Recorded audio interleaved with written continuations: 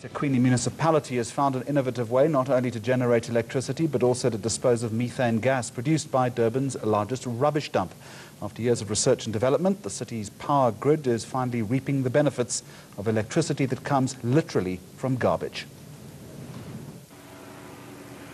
Converting your rubbish to electricity. Enough to power 3,750 small homes using 7.5 megawatts of power per hour. The gas-to-electricity project is the first of its kind in Africa. We physically extract the landfill gas from the waste body and then channel it down to the compound here, and we either burn it off in the flare in excess of 1,000 degrees centigrade, or we use it as a fuel which generates electricity through the engines and back into the municipal grid. The project has been heralded as a huge success, as it not only reduces greenhouse gas emissions, but it also provides the city with clean electricity. The Energy Department is encouraging other municipalities which have big enough landfill sites to follow in eThekwini's footsteps. We could be able to help these 57 municipalities to be able to make sure that the landfill sites is a site for job creation, for skills development, for poverty alleviation, for power generation. So it means there is potential in everything that you and I throw away. This is the biggest landfill site in the country. 4,000 tons of rubbish end up here every day. It's this waste that eThekwini municipality are now using to generate electricity that's already being used to help power the city. Troy Martin's eNews, Durban. Well, joining us now live in Durban is John Parkin, Deputy Head of Plant and Engineering at the eThekwini municipality. John, a very warm welcome to you, and thank you for joining us. This is a great story, of course, but in the bigger scale of things, it's not going to make that much difference, is it, in terms of electricity generation? Good evening, Jeremy. This particular project won't make a big difference, but what it has done is laid the foundation for other projects to move forward.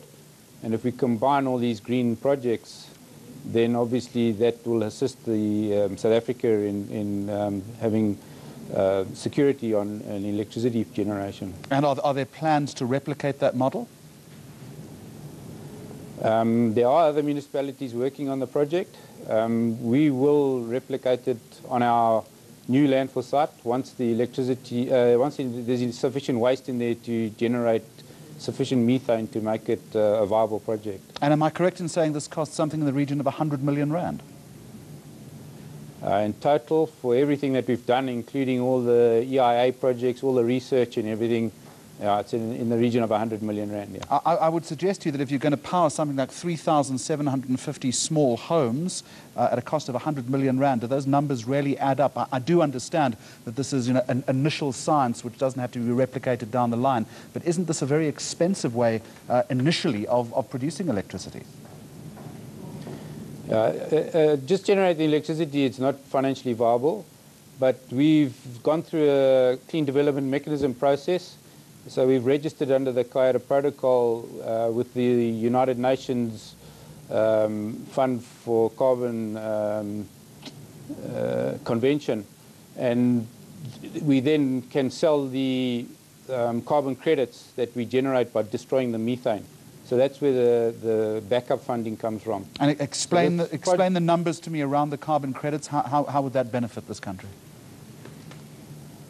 Because we're destroying methane, and methane is 21 times more destructive than carbon dioxide, for every ton of methane that we destroy, we get paid equivalent of 21 carbon credits. So we are destroying in the region of between 15 and 20,000 tons per month. And the reason I can't give you the exact amount is because it varies on the amount of gas coming out of the landfill site, which isn't consistent. So those 20,000 tons is what we get paid for, and we're getting paid at excess of 14 euros per ton that we destroy. So those figures start adding up when you do the calculation. And obviously, the more of these things we roll out, the more it would benefit in terms of carbon credits. Explain to me how this actually works. How do you convert methane into electricity, and how complicated a process is it? The system that we chose to use is a well-known process. All the developing countries use it, America and the European countries. In the decomposition of waste, it naturally generates carbon dioxide and methane. And we then just put a well into the ground, put a negative pressure on the pipeline, and draw that gas down to the compound that you saw in the clip. And then it's burnt in a 20-cylinder spark ignition engine, which is a standard diesel engine converted for gas.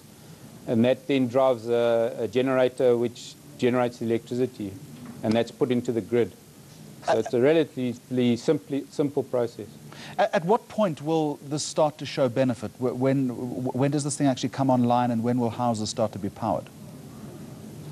It's already online. It's been online since April 2008. We've just done the launch now because of waiting for registration. We were only able to achieve registration with the UNFCCC in March last year.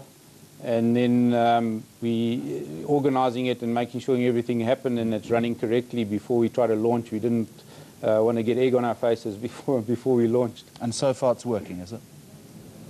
Yes, we're generating 6.5 megawatts at Bosasa Road landfill and 1 megawatt at Marion Hill landfill. Let me ask you one final stupid question, if I can. Does Eskom fit into this in any way, or is this an entirely independent project of the national provider?